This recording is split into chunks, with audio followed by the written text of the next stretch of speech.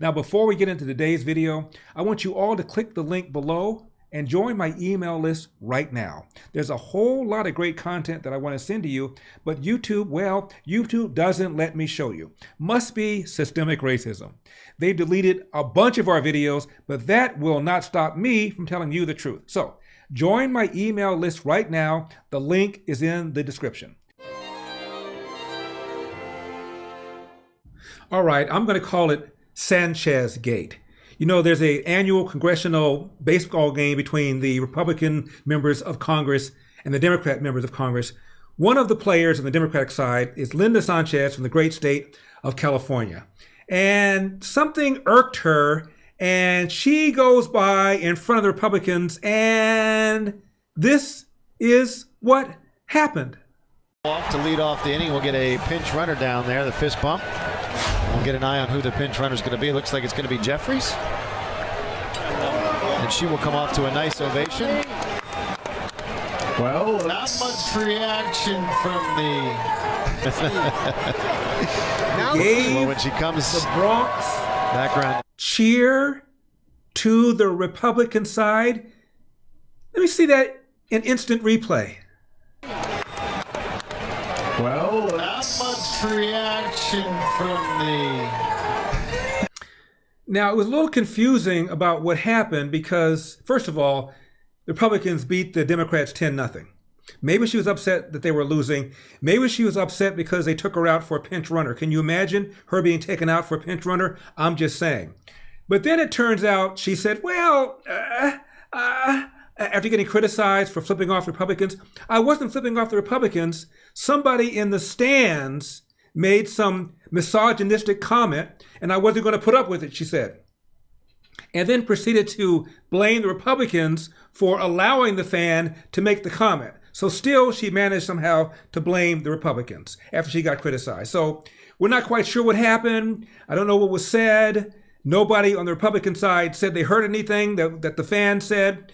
One thinks she might have just made the whole thing up. She was irked because they lost the game. I have no idea. All I know is that she claims somebody in the stands said something misogynistic. And she said the same guy comes every year and says the same thing.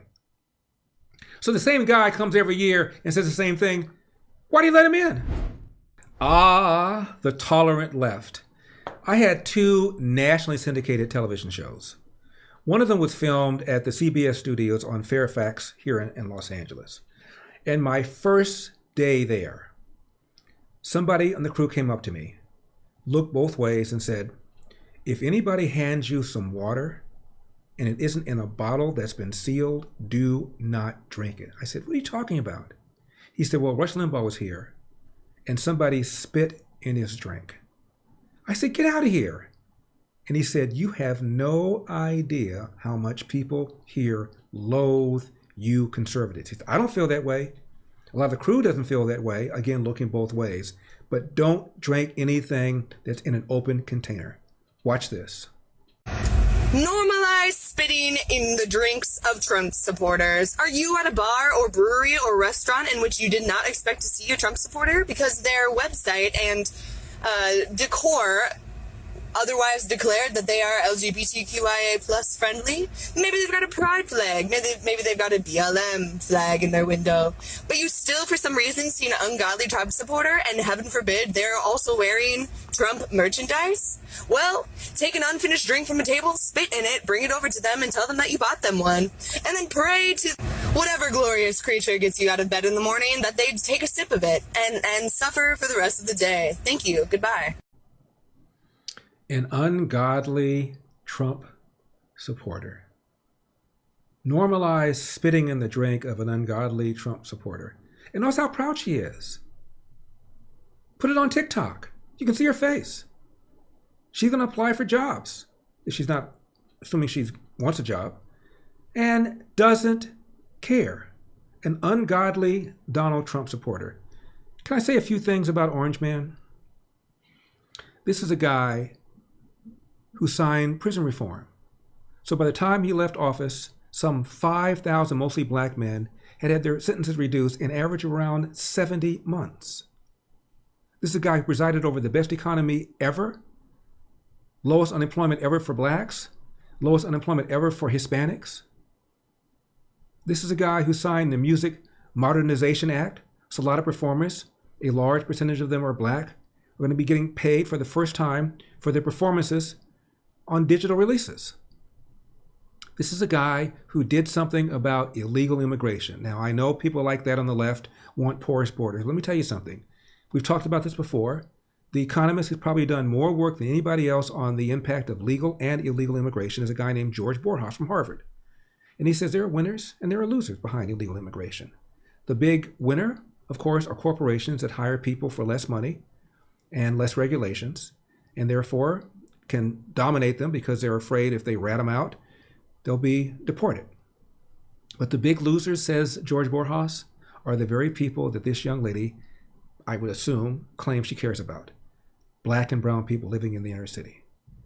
The presence of illegal workers means that these people have to compete for jobs because most of the illegal aliens have high school or less, and many people living in the inner city have high school or less.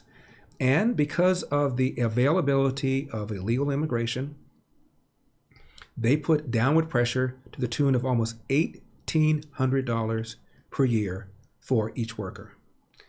And my friend Peter Kirsanow, who's with the Civil Rights Commission, says studies have shown that about 1 million more black people would be working if it weren't for illegal immigration. Donald Trump did something about that. We've talked about the appalling nature of urban education. Philadelphia. 44% Philadelphia public school teachers with school-age kids put their own kids in private schools, even though the superintendent of schools happens to be a black person. Why? Because the tests are lousy.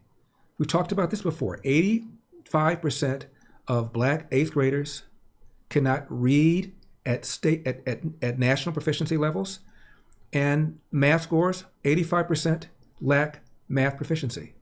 Donald Trump supports school choice. Polls show that urban parents, black and brown, want the ability to take their kid out of an underperforming government school and put them in a better school, and Donald Trump supported that. Donald Trump also supported opportunity zones, reducing taxes and regulations in so-called distressed areas to spark economic development that would disproportionately benefit black and brown people. So please, what is it that makes Donald Trump voters, what does she call them? Appalling? No, ungodly.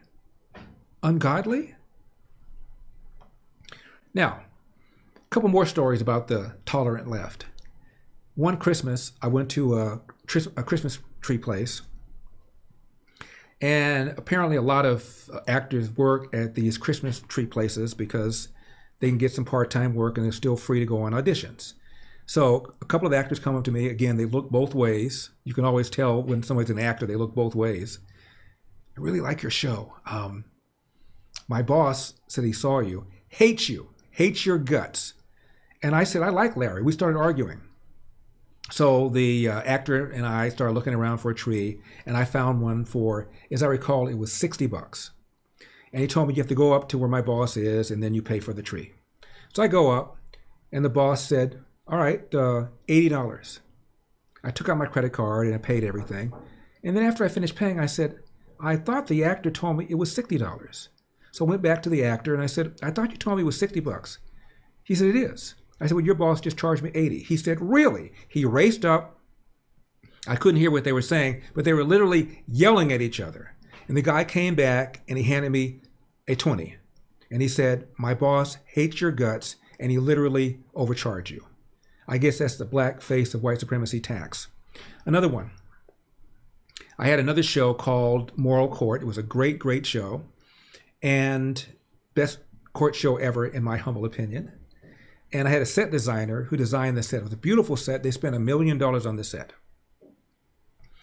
And the guy said that he was hired by the RNC to design their set.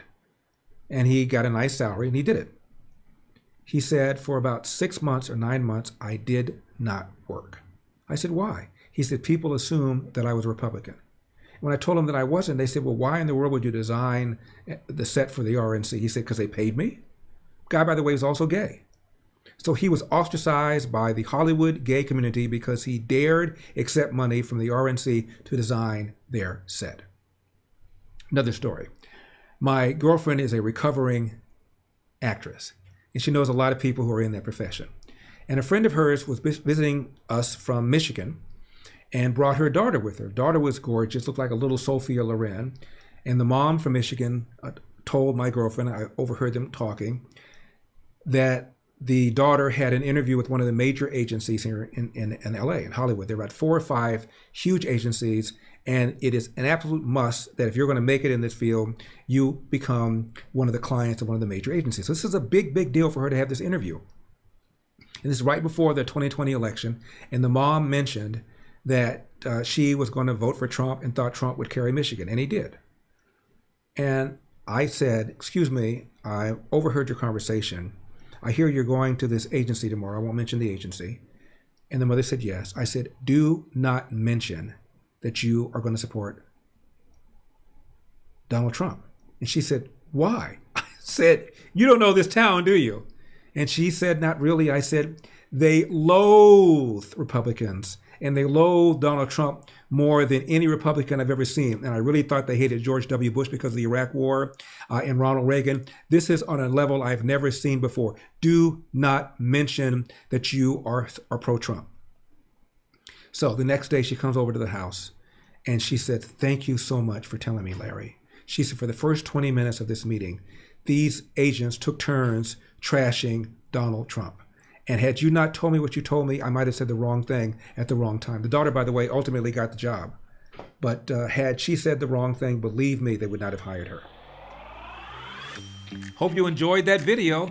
The full show is available to watch right now on Epoch TV. Just click the link in the description below to learn more, because we've got a country to save.